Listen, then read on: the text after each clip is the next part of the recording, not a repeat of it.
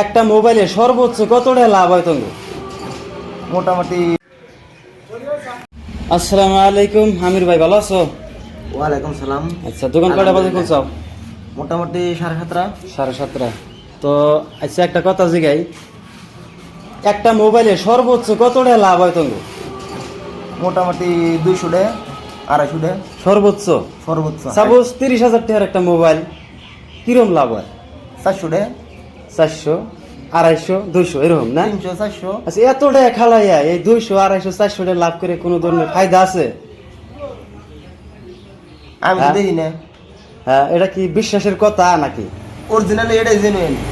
Originally এটাই? এটাই। এর সাথে বেশি লাভ হয় না, 400-র উপরে লাভ হয় না, না তাই নাকি? তো বন্ধুরা, আপনারা যারা হয়তো ভাবেন যে এত দামের মোবাইল নিতে গেলে যে এত দামাদামি করেন আপনারা, যেটা বললাম আর কি, একটা মোবাইলের সর্বোচ্চ 400 টাকা, 200, 250, সর্বোচ্চ 400 টাকা লাভ হয় আর কি। তো আপনারা আসলে এত দামাদামি করাটা ঠিক না। মোবাইল বস্তু কিন্তু এক রেটে বেচা কিনে হয়,